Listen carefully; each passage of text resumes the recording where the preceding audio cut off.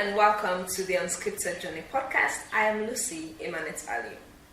Well, on here we talk about the process of childhood to adulthood and the aspect of parenting through it all. The mistakes, successes, expectations, and how the God factor changed the narratives. Well, today my guests are actually sisters who grew up in the same home. They'll introduce themselves shortly, but they'll be sharing their stories, experiences growing up in the same home, and the expectations they had from parents and lessons learned. So, from my right, please introduce yourself. Hello, I am Elizabeth Yambasu, but you can call me Ellie for short. Hello everyone, my name is Janet Kalma Toli, but you can call me Kalma. Okay, so Kalma and Elizabeth, how was it like growing up in the same home? Share with us your childhood experience.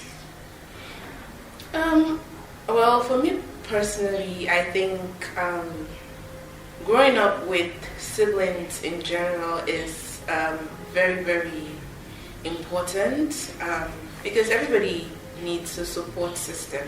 And I would say if you should have that in a home, I think it's a good place to start, to have someone you can talk to know that there are people who are genuinely concerned about your well-being, people that are there to listen to you, someone you can share with, it makes life a bit more easier for you as a child. So yeah, I think generally just having a sister or having siblings in general. But what were the feelings at home? Was it happiness? Was it fight? Because having siblings as well, it has a good side and also the bad side. Was it always fighting, or what did it feel like growing up for you? For me, there were both days in between. Of course, you're not always in good terms. Just because you're a family doesn't mean you're always in good terms. There are times where there are misunderstandings and you go for a day and you don't talk, and by the end of the day, it's always just comes down to love and forgiveness. But yeah, there was one of those days where you argue, where you fight, where you're upset, or days where, because I'm somebody that's normally moody, where you just don't want to talk to anybody for no reason, And if you're going through your days, there are times where you take it out on the other person. So yeah. At some point, I was troublesome. But no, they did not beat me a lot. By the time we were born, they had stopped doing, that to a better extent. But yes. Okay. So how about you? Well, for me, it's almost the same thing like Elizabeth, because I would say I had the best childhood because I had siblings and it was always fun. Especially around Christmas time, around holidays and all. So it was always fun growing up with my siblings. Yeah. So what did you look forward to in the home? What was this, like you mentioned, Christmas or during the holidays? But what was this particular thing that you always looked forward to? Was it dad bringing you home sweets, or was it just having family time? What was that special thing? Well, for us, I think growing up, back then, we were kind of more close back then. Growing up in Ghana, so we were it was more like just a nuclear family, just us like that.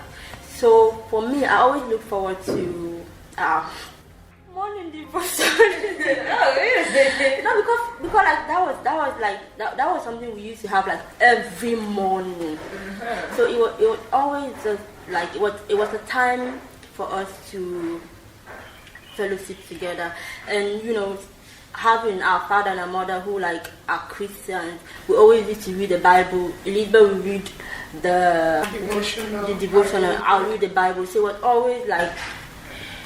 We always used to have that time together. Mm-hmm. For me, that was my big. And most children don't grow up loving morning devotions or loving prayers. I don't know why.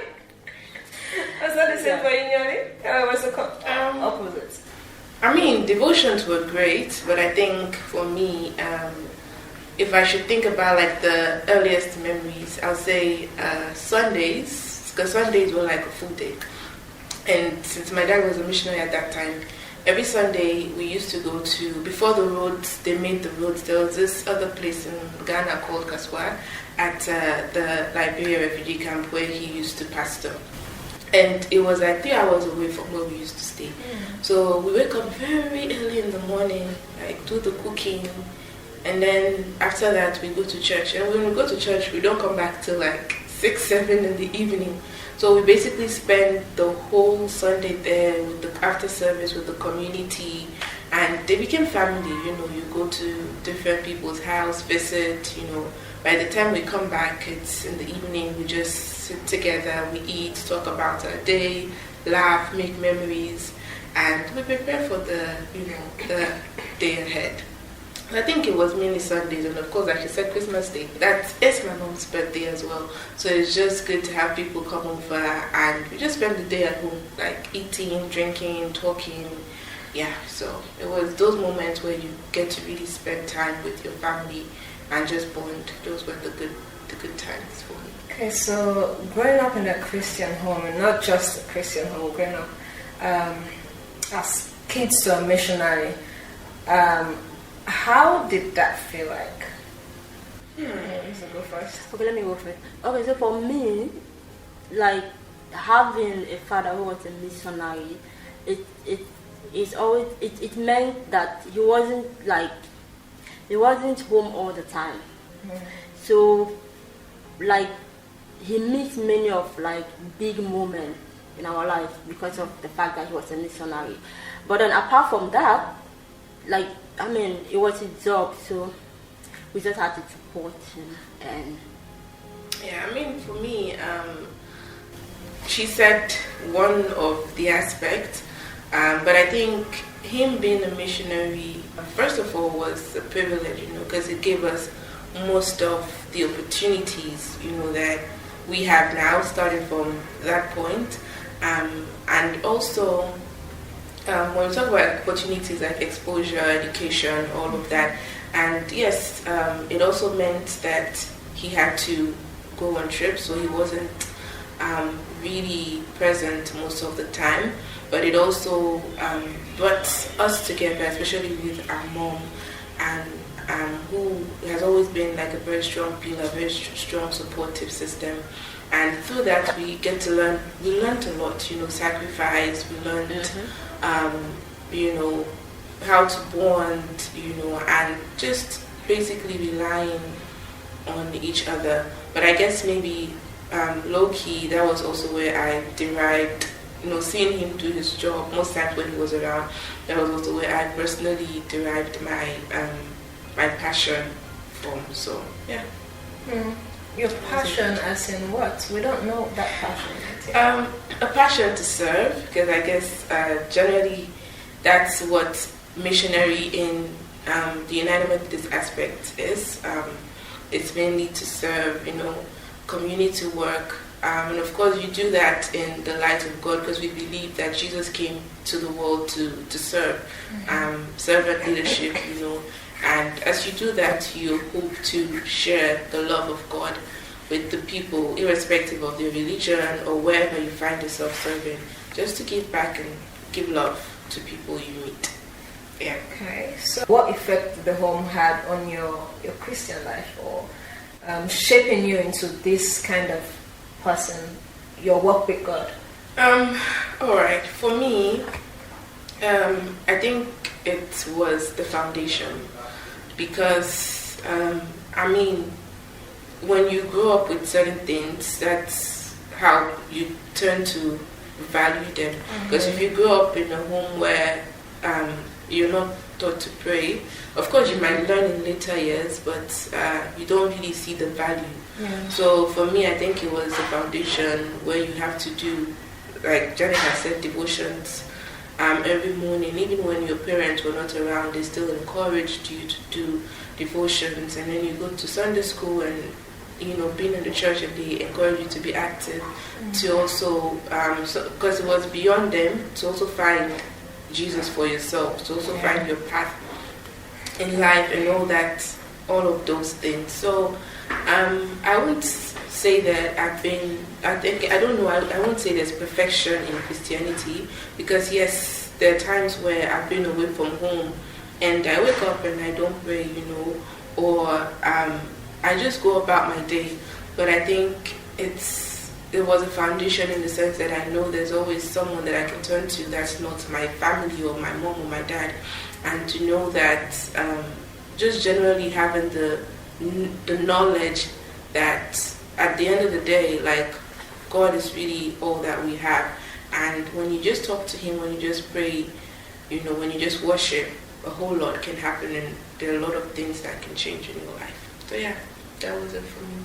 Okay. So what was it like for you? How did growing up in a Christian home impact your Christian life? You coming to know who Christ is? Well, like I said earlier, we used to have morning devotions all the time, and sometimes we used to have devotion also in the night before going to bed.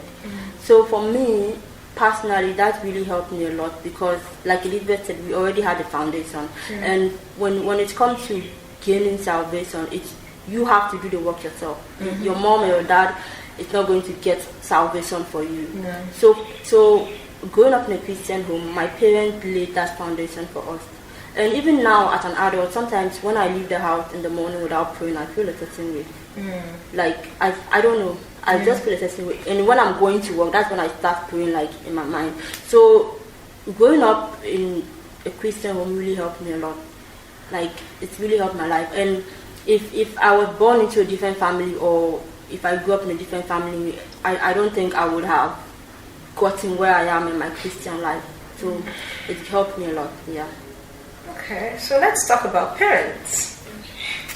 You mentioned how your dad being away actually helped ignite the bond between yourself, your siblings, and your mom and all of that. But did you have different expectations, or did you have an expectation of how you wanted to be parented? For me, no. Okay. I don't think I... Were there some things you thought they should have done, or some ways they should have done certain things, or... Okay, in terms of like his career as a missionary, maybe for me, it's not like I had expectations, but it's just that I wish like he probably would have spent more time at home. I wish like he probably would have been there like for big occasions, big moments. Because like looking back now, like for example, when we graduated in 2018, my mom was the one who went to Zimbabwe, and now I'm like, oh, I wish he was there, even though maybe he had something else that was that took his time, but then I wish he was there. Looking back now, I have just memories now, so I wish he was there. But then I had no expectations. They did well, they did really well. So okay. Yeah, I wouldn't say that I had expectations as well, because like they say, nobody really knows. Parenthood is a journey as well for them, but I think over the years, yes, there are times where now with the way things are going, the way things are changing, you would wish, I wish, because at first, African parents in general, parents are very, very like strict. Oh, this is what you should do. This is how things should go.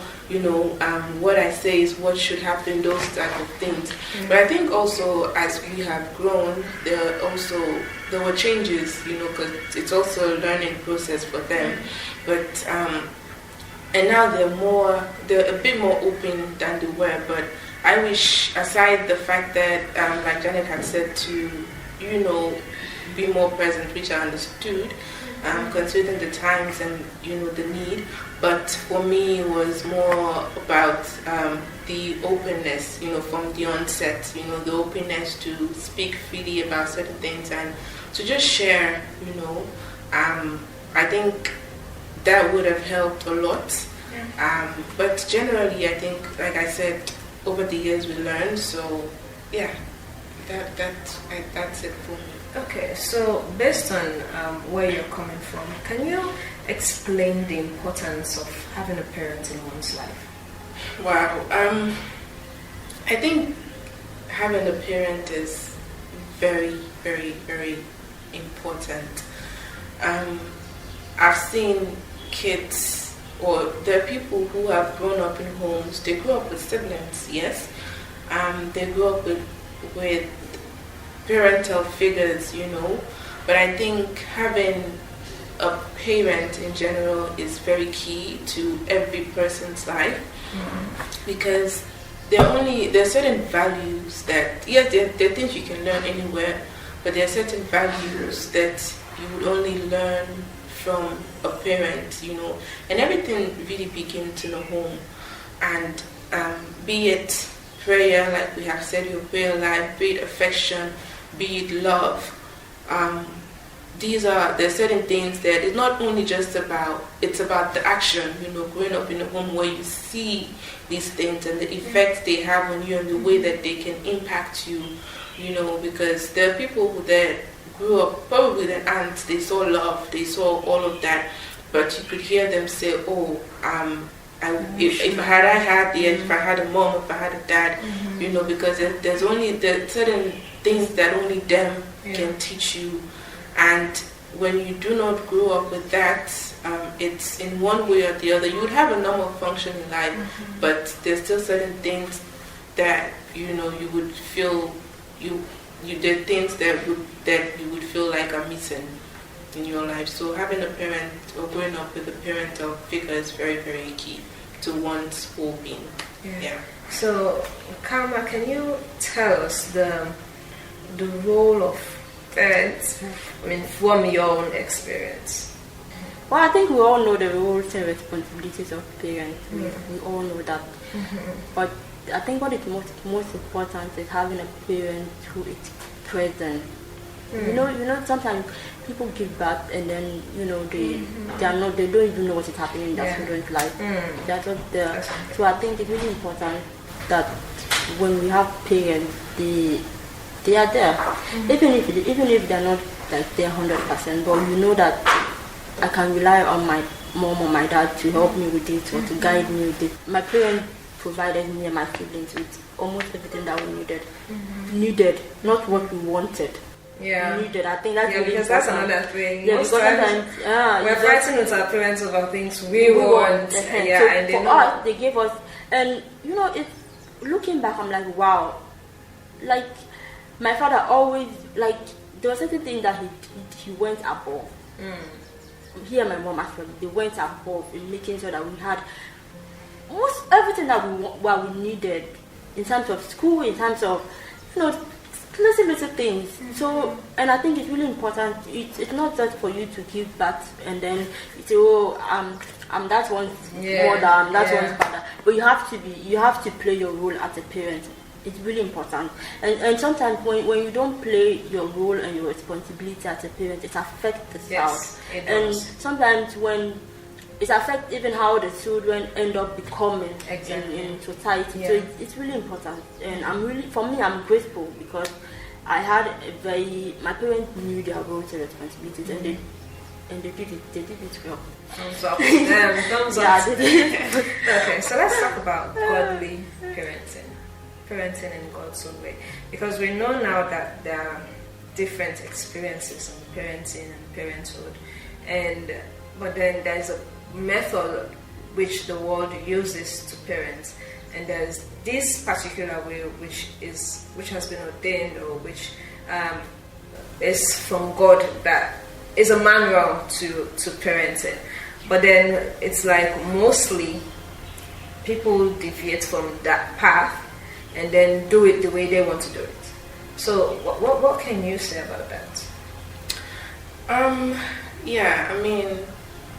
For me, I think there's one thing that my mom would normally say, and she would say it in Korean, but I'll try to translate. Like, it would say, God give you as a responsibility, and as a mama, it will always do impact. So where it's not before God, say it don't do impact, So it's her responsibility that has been given to her by God to take care of us, to show us the way, And so one day when she stands before God to testify, she knows she played her role.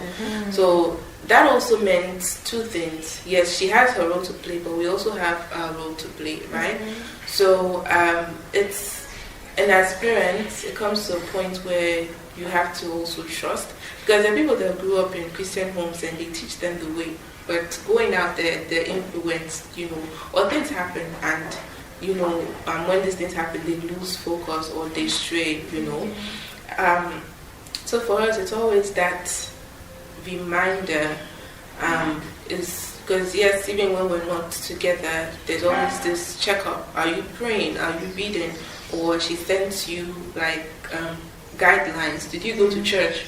Those little things. Every to Sunday, encourage an you. accountability partner. Yes, exactly, accountability partner. That's the word. Have you gone to church? Are you praying? Are you reading? You should read this scripture. You should do this. Are you fasting? Yeah. So it's really all of those things to keep you in check. To know that yes, you're young. Life is going on. People around you are doing different things. It's very easy also for you to be influenced. But I think once you've grown up in that way, there's certain times you don't also need your parents to check you. You would also know that like what I'm doing is wrong, or I can also do this. I should also do that. And yeah. So I think having a godly parent is very key, because it's not just about you as a person. You also have to remember the roles they have played in your life to get you to where you are, and how your actions would also affect them. So yeah, I think having godly parents is key in shaping one's life.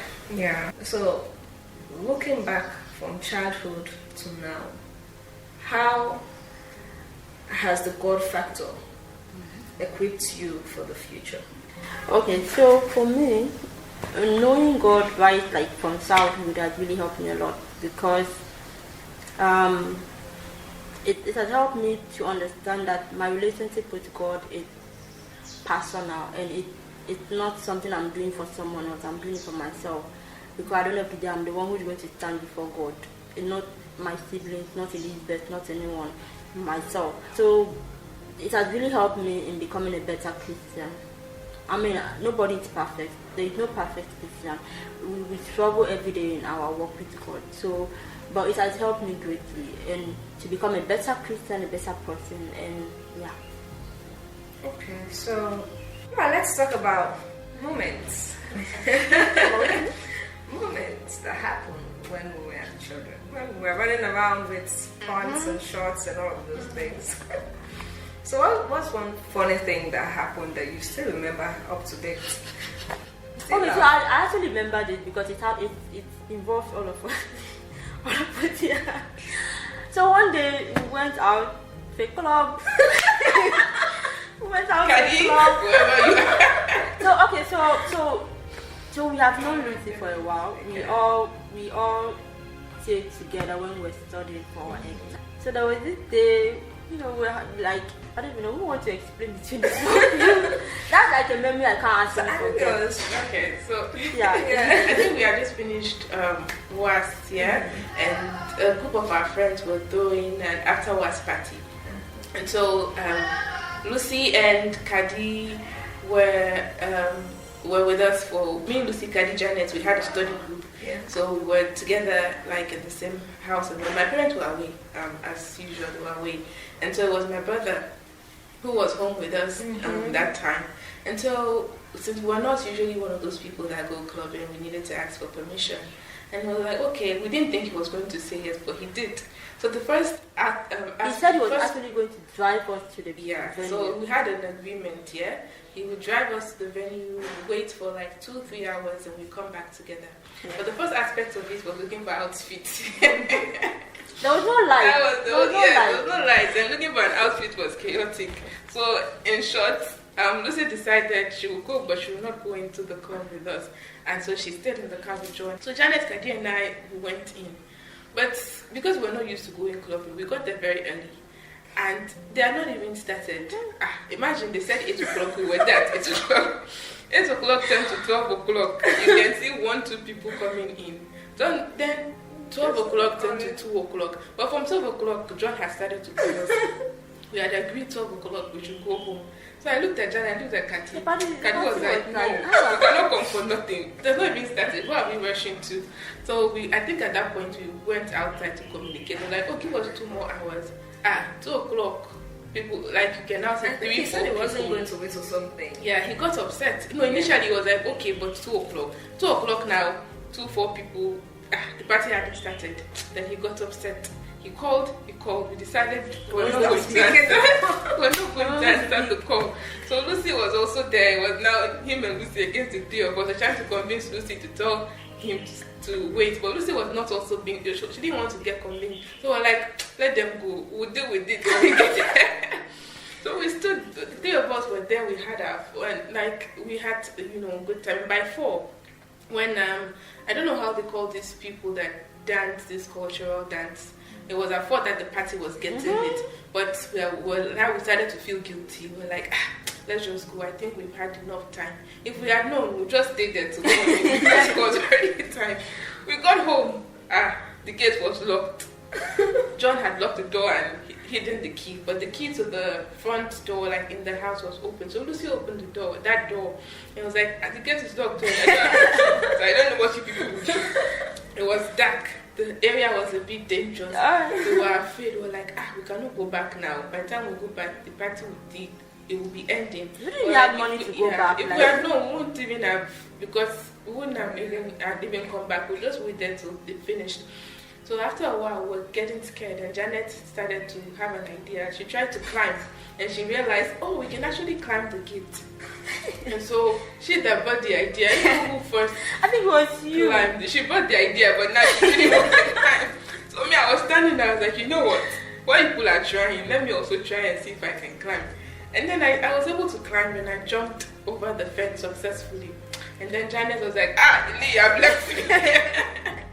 You have left me here. I was the second one. Yeah, let me also climb. I cannot stay behind. And then she climbed. The last one, Kadi was afraid. Kadi was like, you guys have climbed. Like, what am I going to do?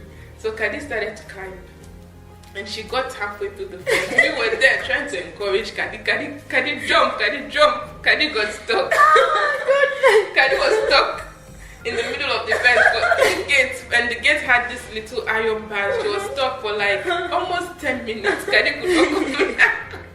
So now the whole thing became funny, it was an interesting moment. So we started to laugh about it. So I think after a while of convincing, knowing she cannot stay there till morning, she finally managed to jump, and she came down and we went into the house. Yeah, and then in the morning we dealt with the consequences that came with it. But it was one of those things. That we always look back on and we laugh, when we think about our childhood together. Yeah. What last words would you want to say about your journeys? Our journeys are so unscripted. Life is unscripted, and things happen along the way. Some we're not proud of, so we make some mistakes. Well, there are some days we're grateful for how things turned out and all of that. So before we go, you're going to share one grateful moment, and then one moment that made you proud of yourself. I have a lot of grateful moments, but there is one that recently I'm always like, oh wow, I'm glad I did it. I'm grateful to God I did it. Okay, so when Edith and I finished our first degree, I remember when we came home that June, and then I think it was in August, and Daddy was like, oh, you guys need to go back to school to do your master's. We were like, what is this? We just finished. We didn't even have a job. Why are we going back to school? And I remember very well, I remember that day, we were upstairs, and then he was like, he had a conversation with Elizabeth and I about how important it is for us to go back, and how, what if we don't have that opportunity the following year. It's really important, and anything can happen. It's important for us. We have the opportunity now. Let's make use of it. And looking back, I'm really glad. I'm really, really thankful that he said, like, he encouraged us and he gave us the opportunity. Because like now I'm like, wow, how was I going to because for me now, many opportunities that come my way. Sometimes when you're applying for jobs, applying for this, they're always like, oh, you need to have a master's degree, you need to do this, you need to that. And I have it now because of him, because of that. So most of the time, I'm really, really grateful for that conversation that we had. I'm really grateful that he said, you have to go back, the time that he said it. So that's one of my moments I'm always, always grateful for. And most especially now, when I think about it now, I'm like, oh, I'll thank you, God, yeah. And I have a lot of moments that I'm proud of. Yourself? Myself, yeah. I would say I'm really proud of how I have grown in the last 3 years, personally. I've been able to take decisions on my own that I had no idea that I had the ability to take. So I won't pinpoint just one proud moment. I have a lot of proud moments in the last 3 years. Yes, so for me.